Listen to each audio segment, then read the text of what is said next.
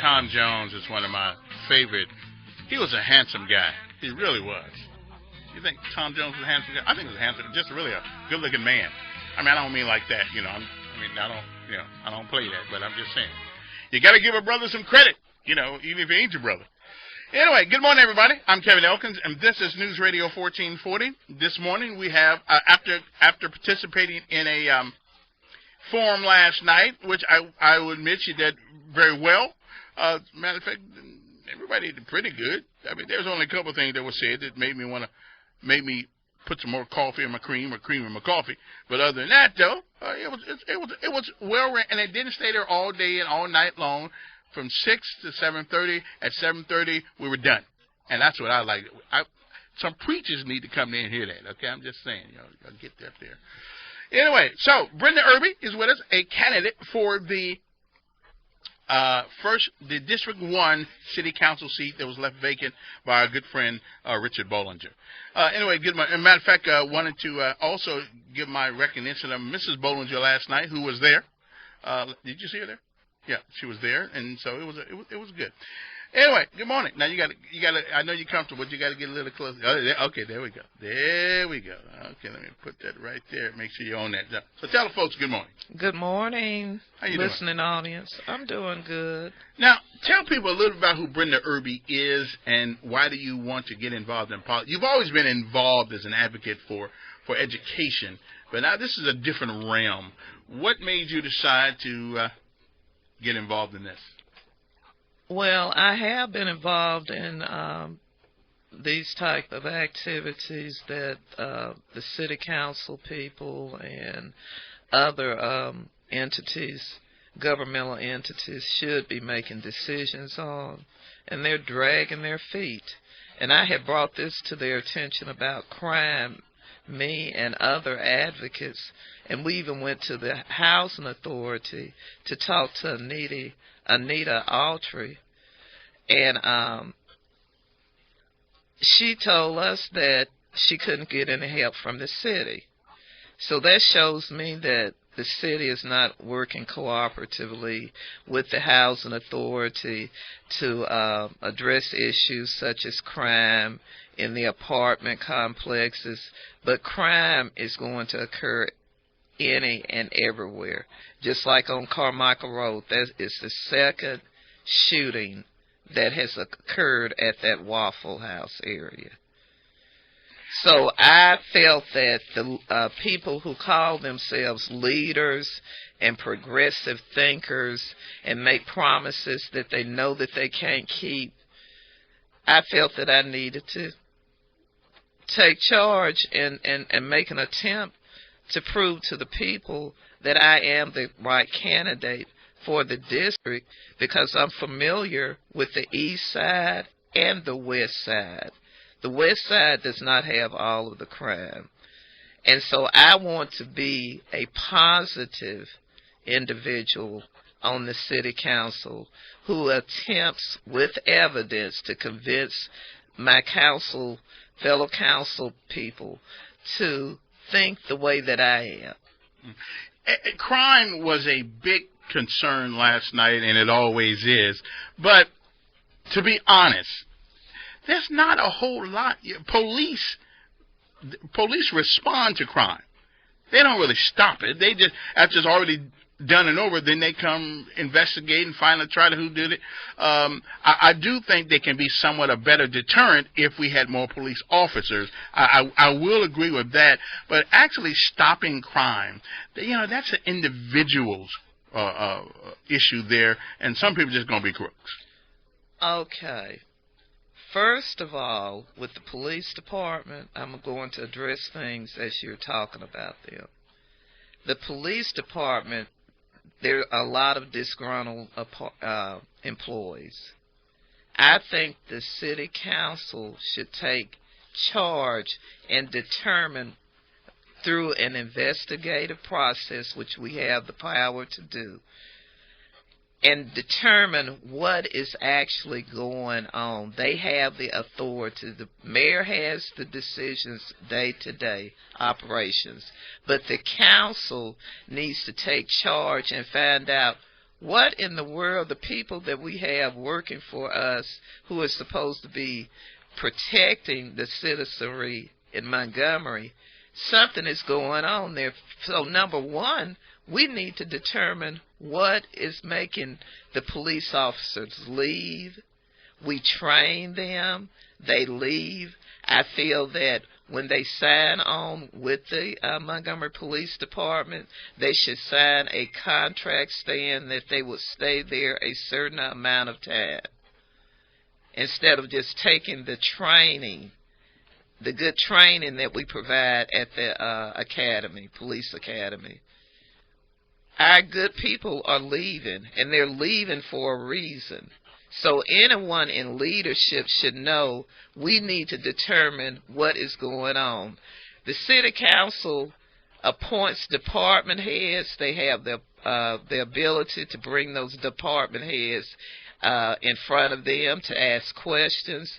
So all of the powers, which a lot of people don't realize, that since 618, they're not utilizing those powers. They're just attending a meeting, holding up their hands, saying amen to everything that goes on. But how does that stop Bubba and Leroy from going out committing crime? It's not going to stop it, but the visibility of more police officers, the amount of police officers on the Montgomery police force has decreased tremendously. We already know that.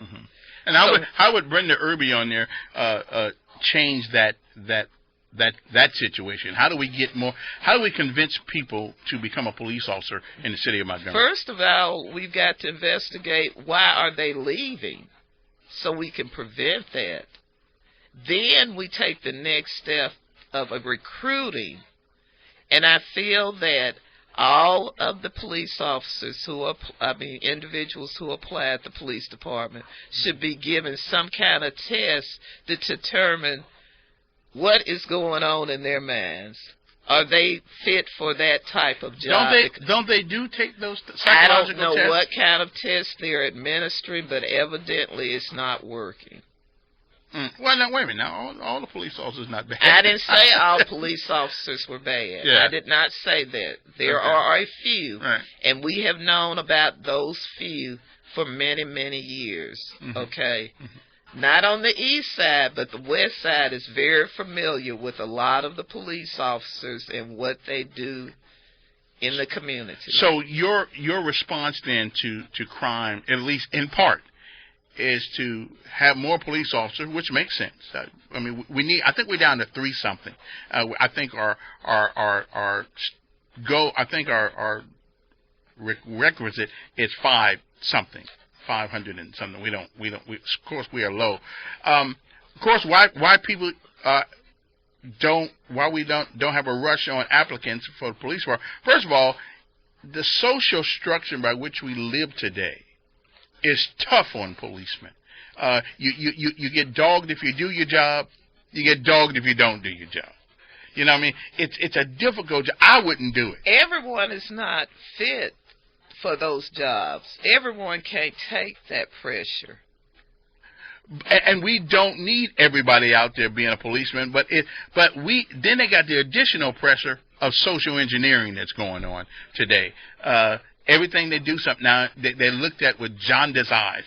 They looked at as if you're a white cop today, it's difficult to police in a black community because they're going to be called racist. That's all I hear. Racist, racist, racist, racist. Now, until somebody breaks in your house, it doesn't make any difference what color they are. You want somebody to get out there and think. But you don't agree that socially we are putting pressure on the police that has never been there? That's a job that they decided to apply for. They knew what they were getting into before they did apply. So you just have to deal with... Not the social constructs, though.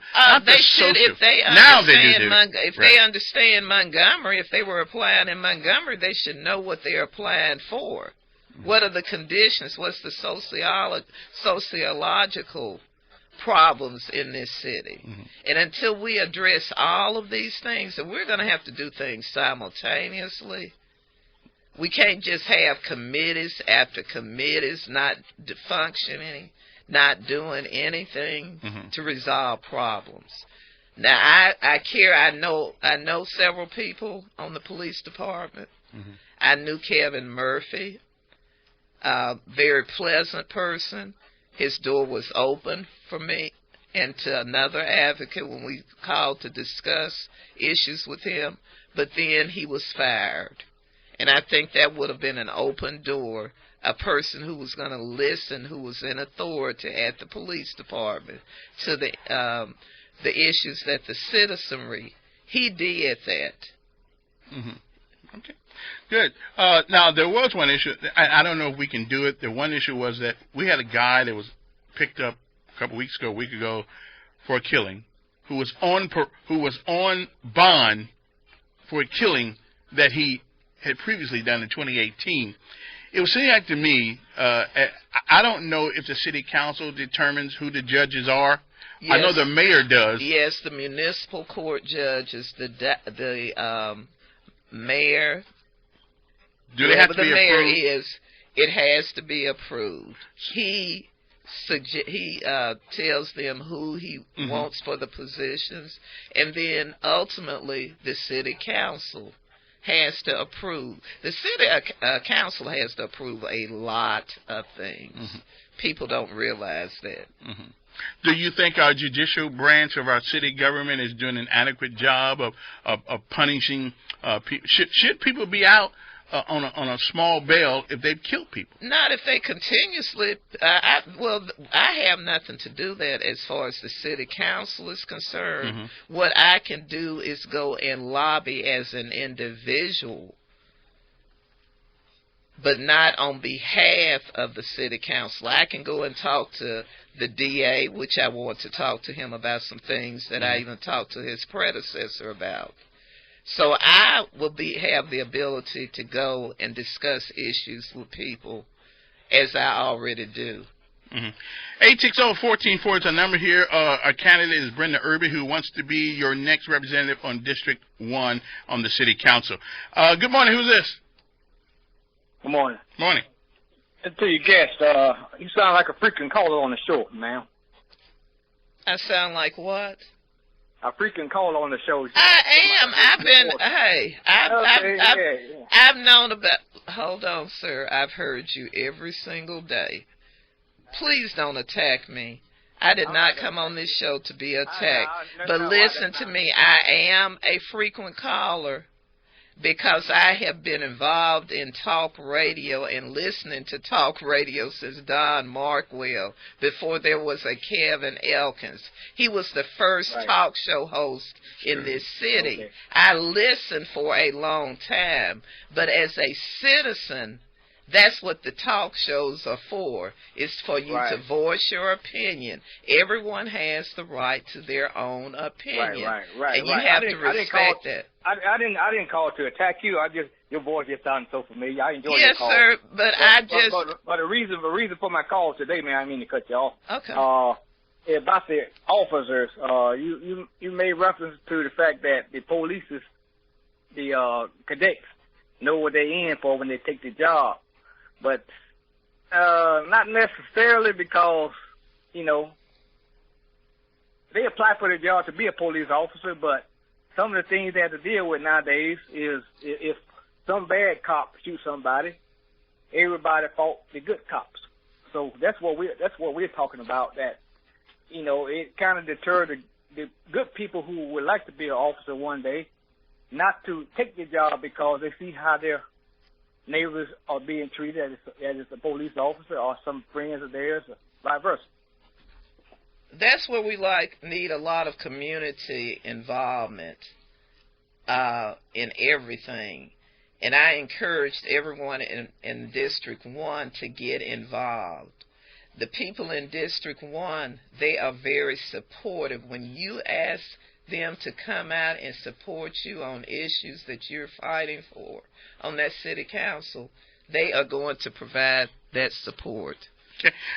Let's take another call. Good morning. Who's this? Hey, Kevin, this is Lisa Keith. How you doing? I'm doing fine, Dr. Keith. Good morning, turn that radio down thing, though. Yeah. I'm going to walk outside. Okay, that's good. Okay. Hey, Guess that's better than walking inside.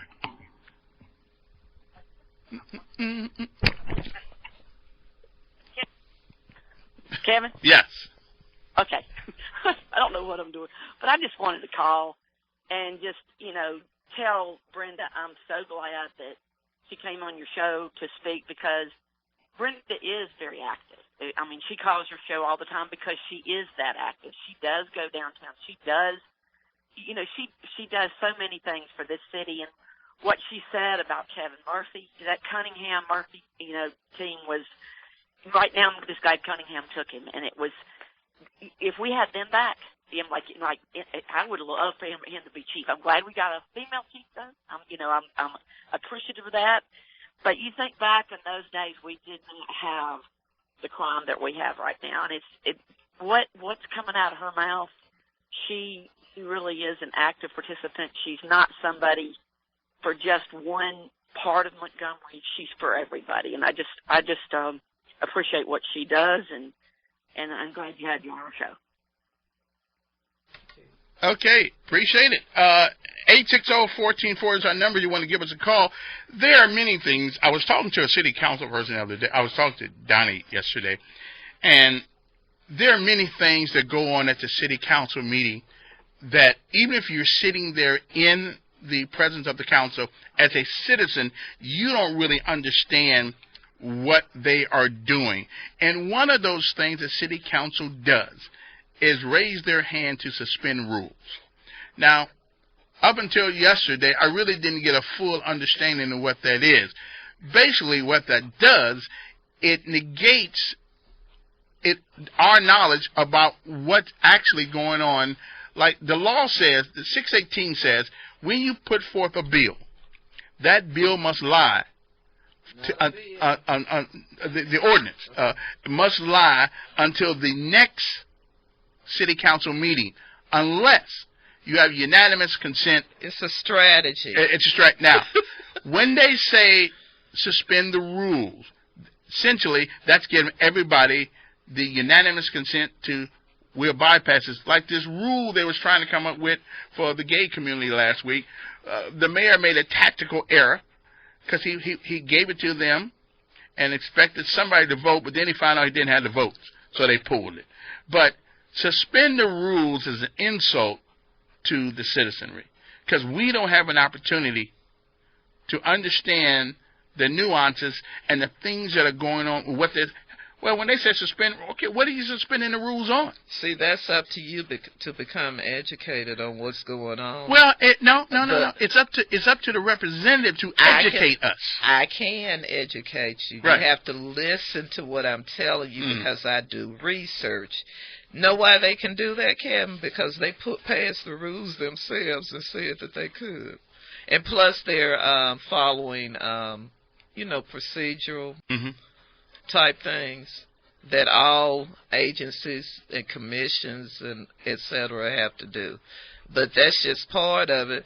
And if you don't want your council person, that's why you have to be involved.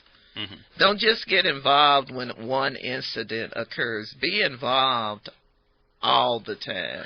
The problem with us, though, as citizens, we don't know what we don't know. I will inform you. I'm not going to keep you in the dark. Well, that's good. That's what I'm saying. That's what we need. I need the support of the citizens in the district and in the city of Montgomery, because what affects my district affects the entire city. And I told them last night, you cannot run, you cannot hide. Only the people who can afford to leave this city. It's really getting bad. And so that will affect our tax base also. Are we taking all of that into consideration when we have budgets? Are we taking into consideration the temporary money that we might be getting from the federal government and then have to assume those costs ourselves? Those are the questions. I'm not going to raise my hand and vote on something that has been given to me at the last minute or has not been explained to me. I want to know what I'm voting for. I might be voting for something that's in there about a city council person. And what's more important, though, is that it hasn't been explained to me, the citizen. Hasn't been explained to me. Well, what you'll do it, right? But they don't do it right now. That's because you voted in people who made commitments to you that they're not going to keep. They're in the seat now. What can you do about it? Nothing until the next election. Let me ask you something. There seems to be a movement with the city council when it comes to clubs or when it comes to liquor licenses. Some get it, some don't. And then now we want to put a moratorium on when they get fed up with a particular type of business. They say, well, no payday lending, no more clubs, no more of this. If a business is legal, a club is legal, selling alcohol is legal, are you in favor of putting a moratorium on clubs in the city? No. I think we should treat every case, look at each case individually, not talk about what's happened at one club and another club in the city. And it bothers me that I see some people get liquor license without a problem. And I saw a man that his request has been carried over for 2 weeks. He wanted to be open for the 4th. He couldn't do that. He had invested all of his money in that. And that is wrong. That is absolutely wrong. So what would you do? Because there's nothing written on the city council, and I've been talking about this for years. There's nothing written in the city council about what you must do in order to secure a license from the city of Montgomery for your club or your alcohol establishment. And don't get me wrong. I believe that we ought to put more in our communities than clubs or liquor stores. I think everybody believes that. But if nobody else is coming, if no one they have the right to do that, right, as long as they abide by the state laws where it talks about not being so many feet from a school, and all of etc. As long as they comply with that, that is what I want to find out. On behalf of my constituents, I'm going to go so that I can tell them the truth.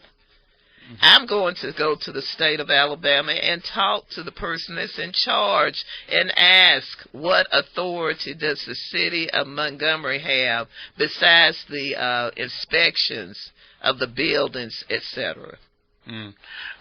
Just about everybody who's been turned down often ends up, they got to get a lawyer, but they end up winning their case anyway. I think it's a waste of money. It's a waste of taxpayers' money. If you don't have a case, do not take it, stop it in its tracks. Do what you can to talk to these people and work things out, what you have problems with. But when they get to those, they're in shock. It's like, why is this going on? I've sat up here and watched other people get their licenses without a problem. But what is it you told me? This man has complied with everything that the city of Montgomery and the Montgomery Police Department has told him. He has letters and things from the people who are surrounding that venue. And the police chief the other day, she was helping him, basically. It's like, let's give him a chance and bring his paperwork back that he originally had when he brought this request before the police department. And I think, yes, the police department, because they're familiar with the calls, we have to check with them. How many calls have been at this particular establishment? What kind of problems have you have? Are they tying you up? Because we can't have police officers tied up in one area. They've got to rotate, and I think they should rotate the police officers. We don't have to get friendly. Should clubs have their own security? I feel not that rely they should. On, that should not be the responsibility of the city of Montgomery. I think that they do that because they feel that if they do something like that, hire police officers, they would have a better chance of getting a license. Of course, then we endanger our police officers because those crowds out there at these clubs in Montgomery, every single club, no police officers can control that. It's going to get out of hand. Sounds like you know something about them clubs. No, I know my son knows Yeah, a lot okay. about it, and I read a lot on Facebook. Okay. I'm not a Facebook person, but I hear about what's going on in the clubs. I've seen the fights in the club. Oh, okay. Let me ask something. One of the problems with the liquor stores and the liquor licenses and stuff like that, it seems that's the only thing that certain parts of town can put up. That's because one city council person stated, I don't want them in my district, based on her constituents, supposedly. Mm-hmm. But what she should have explained to her constituents what the law says. Right. It's not what we want all of the time. We have to have respect for our business owners also. Right. Let me take a call. Good morning. You're on there with Brendy Irby. Good morning. This is Barbara. Yeah. I wanted to simply say a lot of times, Ms. Irby, and to your listeners, a lot of things happen in Montgomery because the citizens, due to lack of concern about issues, they sit back and allow these things to happen, and then they end up being victims over and over and over again. And unfortunately, many citizens live in fear, and what they're fearful of because the city government is supposed to operate on their behalf and in their favor. Oftentimes, they come to the meetings, they don't understand, and I just had this conversation yesterday with the city clerk, Ms. Blaylock. The purpose of city council is for me to come and to be able to know what's going on in my city, to be able to hear what decisions are being made and discussions that are being held.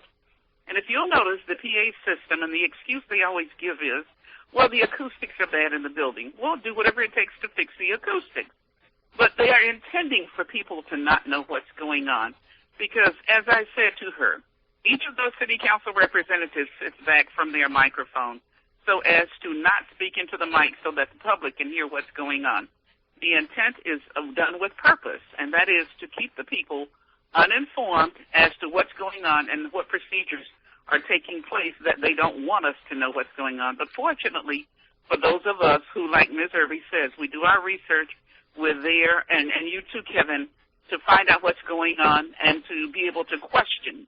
And that's the key right there, is to question their authority because they are there only at the behest of the people. Thank you for your time. Oh, no, I don't want you to hang up. Hold on. Yes, ma'am. Okay, I'm very familiar with you. I've known of you for a long time, and yes, your service to the various communities in the city. I'm very proud of you. And well, thank you so much, and I'm proud of you, too. But I'm just listening and enjoying listening to you this morning. Let me tell you, though, this. You have an opportunity to address. You have to pack that city council. They fear that. Absolutely. And I notice that some communities turn out. You remember when they had that curfew and we didn't get the curfew because certain segments of town said they want their kids being stopped. So their power in numbers. But the question I want to ask you, because you've been working in the communities longer than I have, how do we get those who need to be involved? How do we do it? What do we have to tell them to get them involved? Unfortunately, in many areas of Montgomery, folks don't feel the need to come and support whatever the issue is coming before the city council. For me, I keep talking and talking and talking and don't stop talking because I'm kind of like the man who sat by the gate and said, I'm going to keep preaching or keep saying what I'm saying until somebody hears me. That's right. And that's what we've got to do. We can't just give up because something doesn't happen. One time, you've got to be persistent in what you're doing. And then, too, at some point, you may win some, you may lose some. But at the same time, you've done what God has put on your heart to do and the responsibility he's given you to fulfill. And I didn't choose this fight, Barbara. I'm serious. I did not. Yes, it's like, do I really want to go through this? Absolutely. So I'm ready.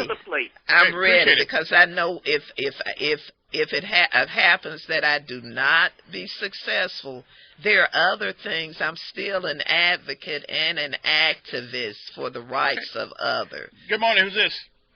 Good morning. Yes. Good morning, Ms. Irby. Good morning. Yeah, where you been? there's still intelligent life out there. I know. I want to echo on something that you said, and that was about, and Kevin, you brought it up, the setting the agenda and then waiving the rules and flipping stuff by. But, if you think about it, one of the biggest shams that's ever come through Alabama was that last gambling bill. They did that right in front of everyone, and we were about ready to have to go vote on something that's not regulated or anything. But Brenda, let me give you another idea, just in case you get in there. Okay. Back in 2004, I actually ran for that seat, and there is a way for us to get a consensus from the people that live in the district. It doesn't have to be binding, but with the probate office and the election center and all that, we have data on all these people, who they are. We assign them a number, and then put the stuff up on the website for a week and let all the citizens advise you, the city council, how they want you to vote. That sounds wonderful. It's an electronic democracy. And, I own a website called Let Me Vote. I've owned 20 years. But you can't get anyone to think on that level because of the spoils and the fact that everything. You listen to the other talk show on that 93, and they're bragging about how much money they're making, just by manipulating people. I mean, what are we doing? You think about it. Payola, you mentioned it, Kevin, the other day, who you were talking to. That's where we're at right now. Nothing concerns the better welfare of the citizens. It's always a lobbyist, whoever gives these people that we elect to office, or however they get in there. That's who they serve. I want you to tell your wife. Tell your wife I said hi. Hobson's, no one knows this, but Hobson's wife was involved in a committee that she was the facilitator, talking about the same things that we're talking about now. Oh, yes. And this was what year was that? What year was that, Hobson? Oh, 96 maybe. Tracy Larkin asked me for that data, and I had it, and I never got it to him. It's in the city council's office, in the file. Oh, the same thing. I have her paperwork on. Got to go to a break, but I got to go to a break. Thank you. But we'll be back right after these messages. Beyond the sky, it's been a long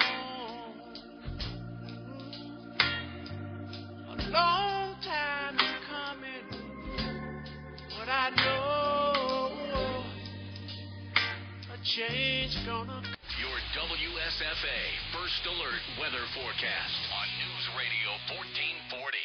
This report is sponsored by Positive Coaching Alliance. Got issues with youth or high school sports? Positive Coaching Alliance can help. PCA, a national nonprofit, offers more than 1,000 free online resources for youth and high school sports coaches, parents, students, and administrators. Visit PCADevZone.org. Few passing shower.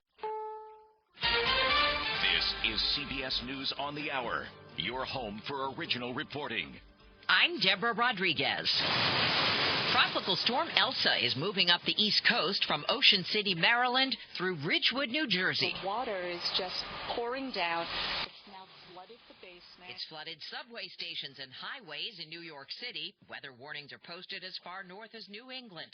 WBZ TV's Anna Myler. Beaches in Plymouth are closed today because of the possibility of rough surf and rip currents. They want people to stay away, and power outages are also a big concern. Scorching heat is returning in the west. CBS meteorologist David Parkinson. Las Vegas, in Palm Springs, in Bakersfield and Modesto, and all the way up the Central Valley. You are breaking records from today straight through the weekend. We're approaching now 75 new records this weekend, so that's a lot of heat.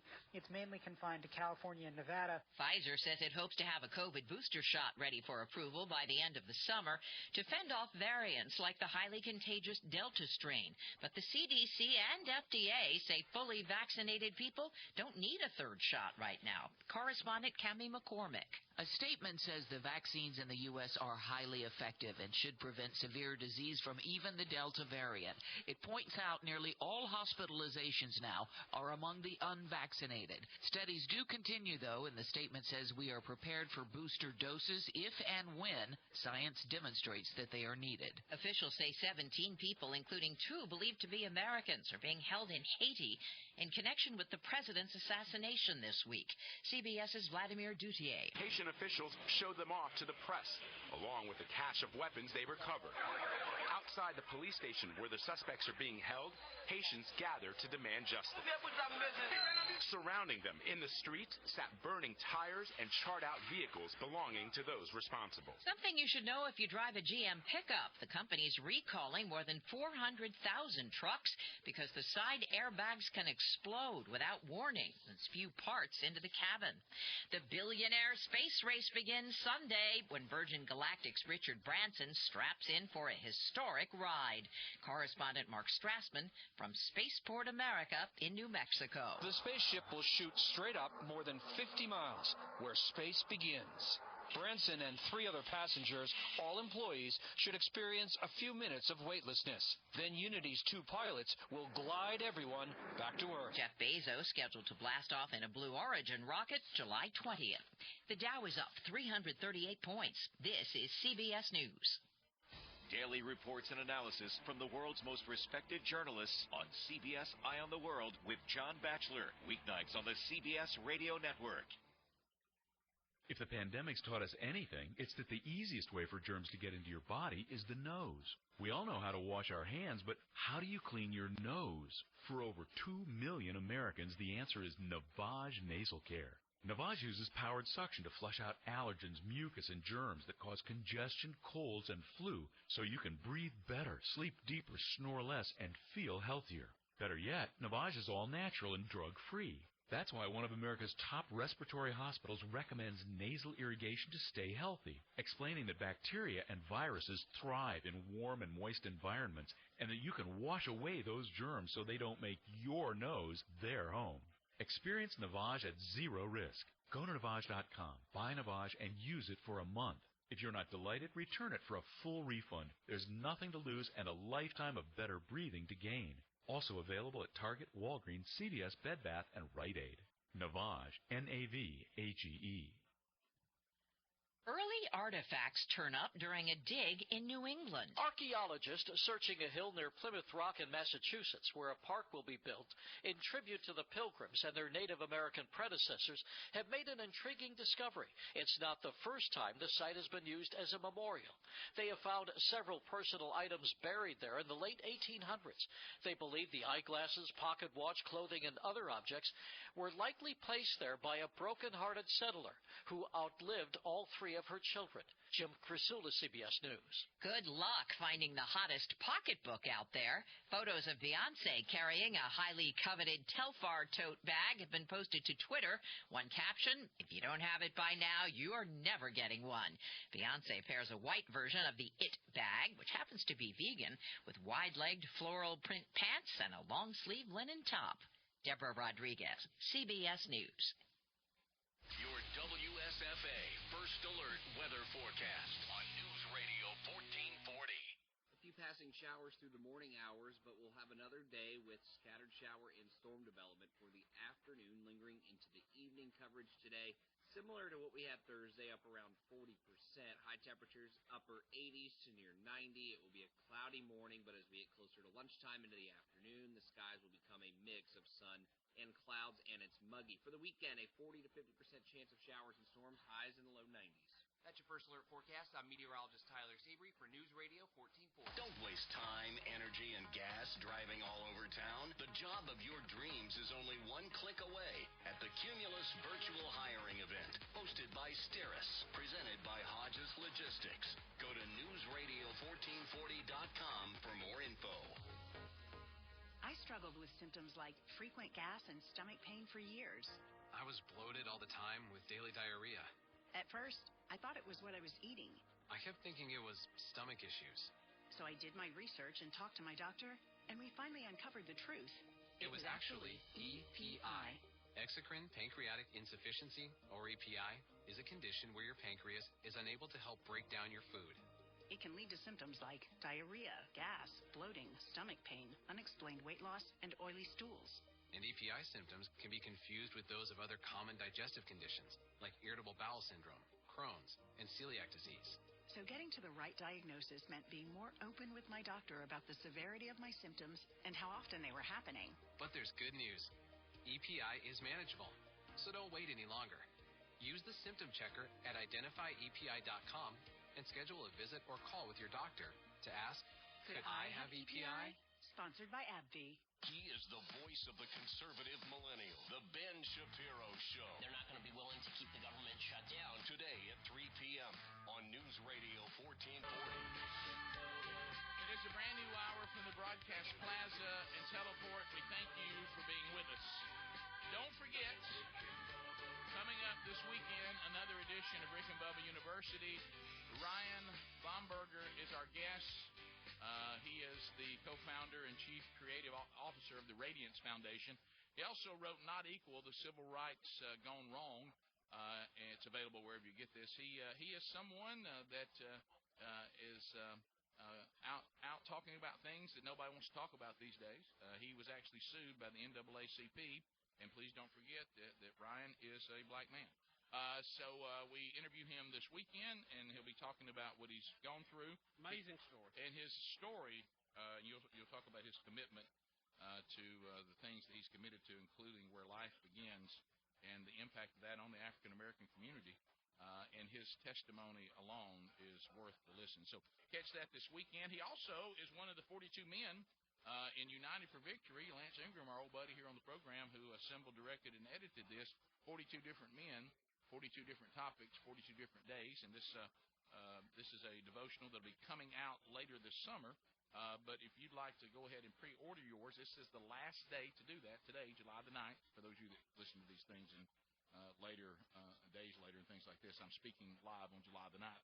July the 9th is the last day for you to pre-order at warriorunited.com/Bubba, and you'll get an autographed copy. Bubba will sign it, I'll sign it, and Lance will sign it. And then when it comes to you, it'll be autographed if that's something that you desire. So today's the last day to do that. And Ryan Bomberger is one of the 42 men in here as well, so we're honored to join him and the others. And Bubba, what a team! Yeah, what a team! And today we have the opportunity to send a Rick and Bubba family out of this world. They'll be going to beautiful Huntsville, Alabama. They're for the U.S. Space and Rocket Center. Listen to what they're going to win from AlabamaRoadTrips.com. All the lodging and meals are included. They will dress the part in their own aviation flight suits. They'll get $1,500. Don't look over how cool that is. Yeah, really. To spend any way they want to. It's a total of $3,500, and they will be put in a simulator. They'll either do aerial combat or they'll do a mission to space. I'd like to do aerial combat. They're at the U.S. Space and Rocket Center, and this is courtesy of AlabamaRoadTrips.com. And the Alabama Mountain Lakes Tourist Association. And Bubba, the winner of this trip is... The winner of the Out of the World Family Road Trip giveaway is Michelle Yonker of South Haven, Mississippi. All right. There we go, Michelle. Younker. So. Do y'all think Yonker? I think. Yeah. Because Young would be Y-O-U-N-G. How about when I hear Yonker? South Haven, Yonker? Mississippi, I think of baseball. They've got quite the facility there. We did a World Series in old South Haven, Mississippi. Did you? What part of Mississippi we did. is that in? North part, close to Memphis. Okay. Yeah. So congratulations to Michelle and you and your family. Enjoy yourself, and thank you, AlabamaRoadTrips.com, for putting that together. So I love Space and Rocket Center, Rick. I know you do. But I was excited just hearing all that. I am. I like hearing that. For All Mankind. Yeah. Have you watched For All Mankind on Apple Plus? He tried to. Is that the one where the Russians landed first? Is that the one? No, I haven't seen that because it ain't real. Because it ain't real. Greg was telling us in the break, because as we went to the break, we did our COVID update and all this, and we were talking about the propaganda of all of it and how it does spook people, and it's there's such sensationalism with some of it and hyperbole and all that, and he gave an example in the break, even in our own country. So it's It is who's doing it? Luke Combs. No, I'm not saying that outbreak. When you read the headline, we're talking about headlines. Yeah, read the headline first. Festival with Luke Combs and Carrie Underwood sparks COVID outbreak in Colorado. Okay. All right. Now sparks a COVID outbreak in Colorado. So what are the numbers on that outbreak? Well, here we go. We have this is from the Colorado Department of Public Health. They say 4 staff members and 13 attendees at the Country Jam Festival got COVID-19. So 17 people total. Okay. It's a 3-day event, and they had about 24,000 people there a day. My point is, and again, I don't want anybody to be sick and all that, but the word outbreak. There's 24,000 a day. Yeah. We got a total of 17 people. I don't know if that's an outbreak. Well, it's 24,000 for 3 days? It is. Each day. Now, I'm sure a lot of them are a day. They said they estimated there were 24,000 there per day. Now, they may have been the same. So 75,000. Well, a lot of them could have been repeaters. Some of them may have stayed all 3 days. But that's still a warm body coming in the gate. A lot of people. And we have 17 people sick. And I don't want the people to be sick, but I'm just saying when you see the word outbreak, you would think, oh my goodness. Even if you compare that to 1 day, 24,000. I mean, what is that?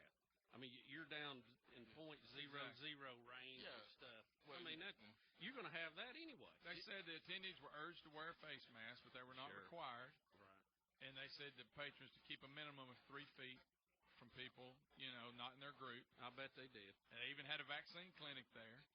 And here's a couple that got the virus at the festival. They said it was their first concert they'd attended since the COVID-19 pandemic. It was so much fun. We've been on lockdown for over a year. So even though they got were they vaccinated prior to this? I don't know. They didn't say. Well, let's go back to this. And how serious did they have? They were vaccinated, by the way. And they still got it. So it was a breakthrough infection. Okay. Well, it happens, Well, let's go back to this. The system's not perfect. First of all, but evidently they weren't very sick because they were talking about how much they're doing an interview. Yeah. And also didn't say on the ventilator. And again, I'm not saying that the numbers may skyrocket again, whatever. But I'm just saying when I read a headline that says outbreak at huge concert, I'm thinking hundreds of people. Yeah, because to y'all's point, even if the same 24,000 people, which is not likely, but let's just say the same 24,000 came all 3 days, not one person checked. The number didn't go up at all. Still, 17 out of 24,000 that spent time together. I don't know if that's an outbreak. Yeah, no, I don't think some people call it. You supposed to remember they've been together for 3 days. Yeah. In a big pile of people. Of course, they're outside. I would tell you this: concerts before COVID-19 that had 24,000 people would have more than 17 people sick the next week just from whatever. Yeah. Pink eye. What are the odds that those people? Yeah. Hey, what are the odds that small percentage of people showed up and already had it? Well, that's about to say we don't even have proof they caught it at the concert. Yeah. I mean, how would you prove that? Right. And they're outdoors, so we know those. That's. And I'm not playing it down. I'm just saying. You're talking about how the press does, how the headline. When I saw that, I thought, man, this fits me. Well, the press has lost their way in this country, even though some have an agenda. I think absolutely. Okay, and I'm taking them off the table. But we're so addicted to clickbait now. Yes, we are. The headlines. And all of this, the headlines, I mean, journalism has just been lost. I mean, it is lost at sea. There's nobody doing good reporting now. And even the ones that are fair give you these clickbait headlines just because they're trying to run their clicks up on their website. And it doesn't even have to be about COVID-19. When we're trying to gather stories for the show, get now, you better read deep into it because that headline a lot of times portrays what it's not.